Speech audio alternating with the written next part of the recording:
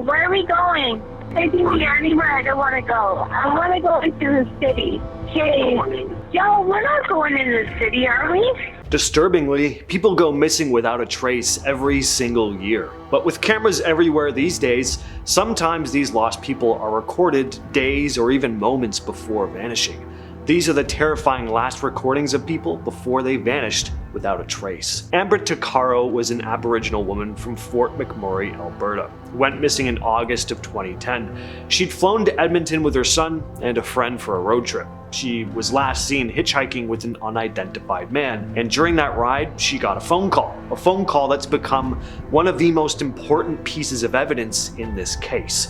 In the recording, you hear Amber questioning the driver about where they're going, and you hear the voice of the male driver reassuring her that he's taking her where she wants to go. Sadly, that would not be the case.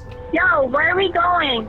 Taking me anywhere I don't want to go. I want to go into the city. Hey, yo, we're not going into the city, are we? 2 years later, her remains were found by horseback riders in a field in a rural area. Until this day, we don't know the identity of the driver, who was very likely the man responsible for killing.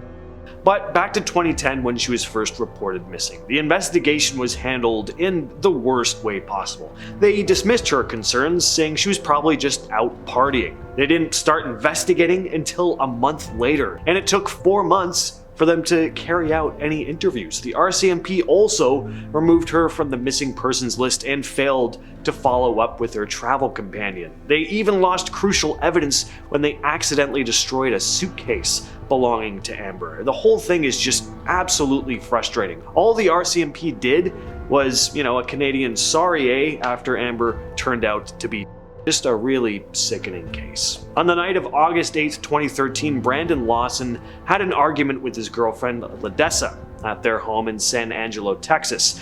He left the home around midnight, and at 12:30 a.m., he called his brother Kyle to say he'd run out of gas on a desolate stretch of highway. During the call, Brandon sounded panicked, claiming that 3 men were chasing him out of town. He sounded irrational and paranoid, and Kyle was concerned, especially since Brandon had a history with substances. He'd been clean for 6 months, but Kyle suspected Brandon may have used again that night.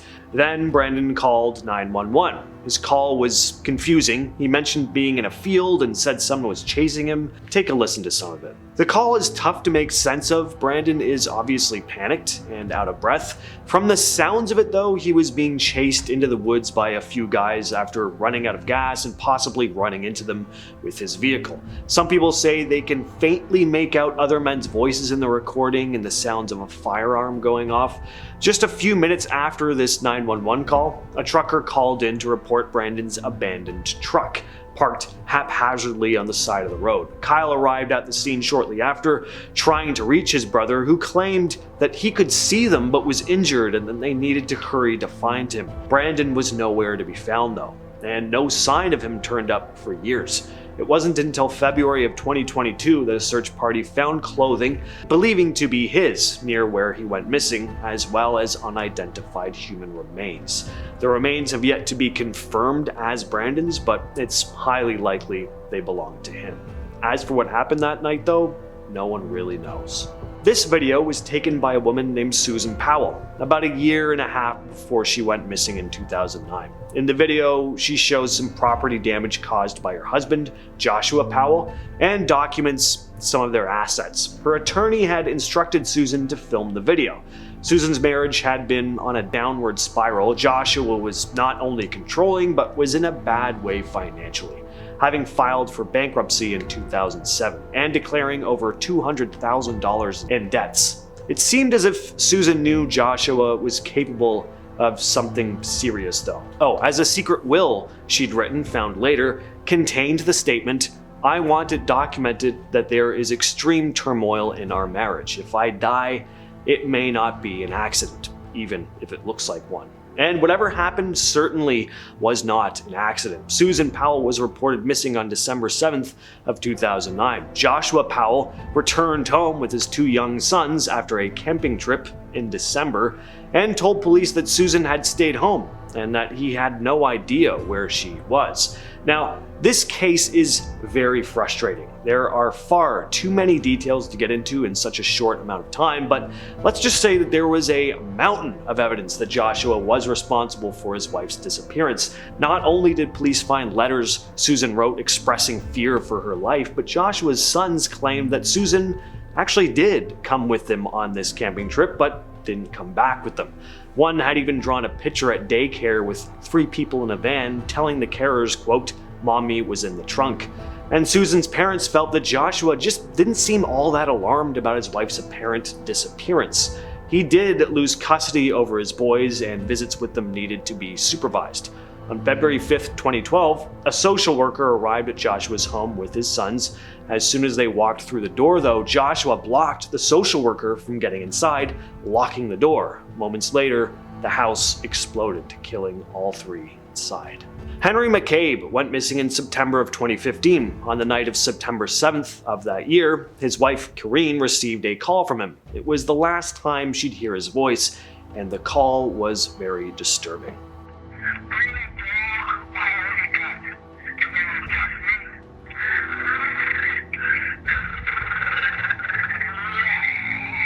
The voicemail lasted about 2 minutes, and it sounded like an absolute nightmare. Most of the words are unintelligible. He also made strange, animalistic grunting noises. All Kayelyn could make out was that Henry claimed that he might have been fired at. Kayelyn managed to record part of the call, and the next day, she filed a missing persons report. The night of the incident, Henry had been out with friends at a club in Minnesota. His buddy William Kennedy dropped him off at a gas station at around 2 a.m. It was shortly after that Henry made the strange call to his wife. There was a massive search, but Henry was nowhere to be found. His bank accounts were inactive. The only thing known was that his phone was disconnected after that eerie voicemail. It wasn't until November 2nd, 2 months later, that a kayaker discovered Henry's body in Rush Lake, about 6 miles from where he'd last been seen. Strangely, there were no signs of injury, and the cause of death was never determined. To this day, the case remains open. This is footage of Kayelyn Louder, a social worker who went missing in 2014, soon after this surveillance footage was taken. In it, we see Kayelyn walking outside of her condo complex barefoot.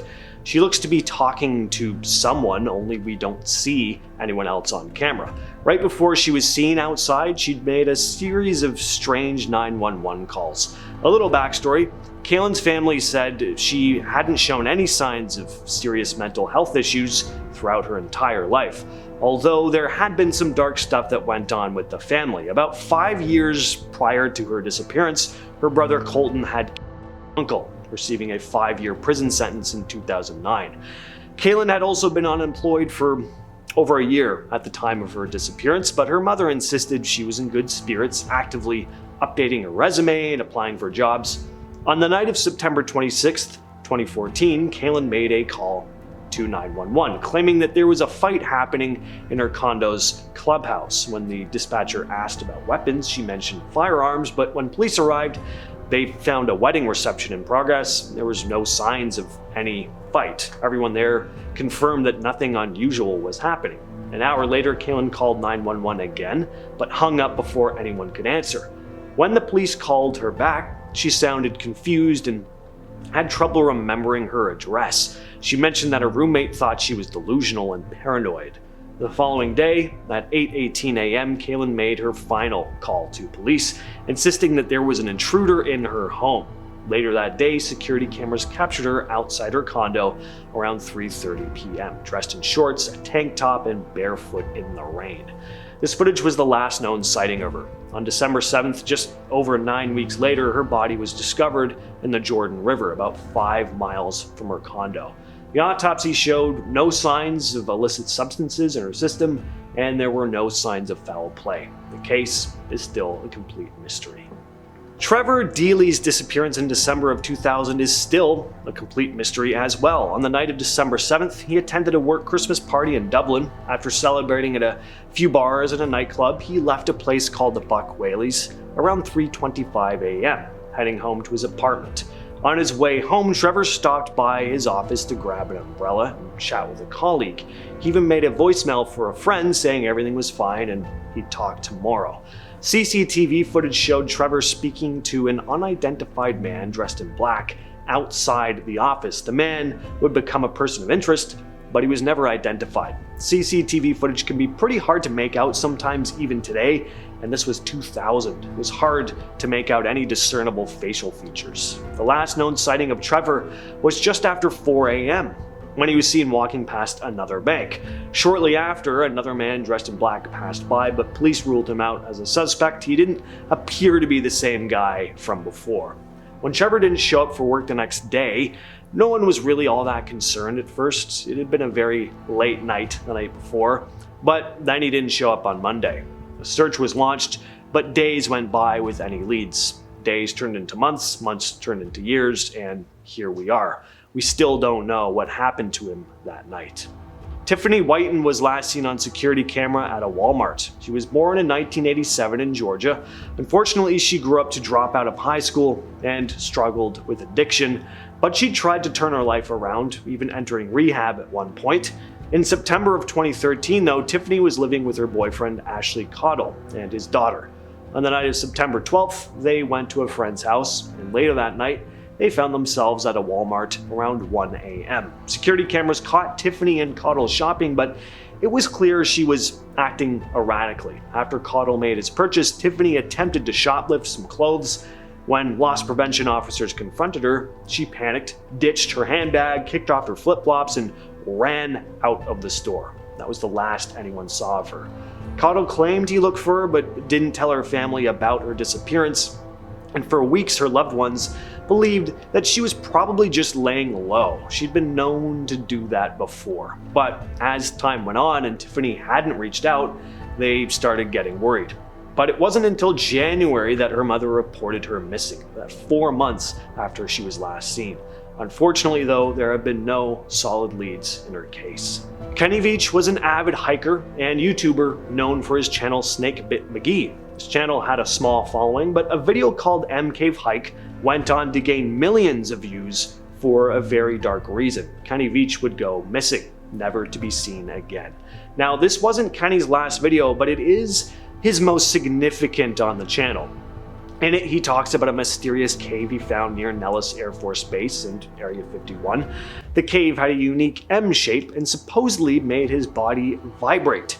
After some viewers encouraged him to search for the cave again, Kenny decided to embark on a 3-day solo hike to find the cave.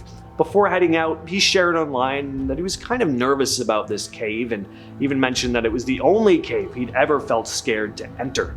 A commenter ominously warned him not to go back, saying, "If you find that cave entrance, don't go in. If you do, you won't get out." Well, sadly, Kenny went missing during his hike in late 2014 and has not been seen since. Many believe he likely died while exploring a cave, whether it was the M cave or another.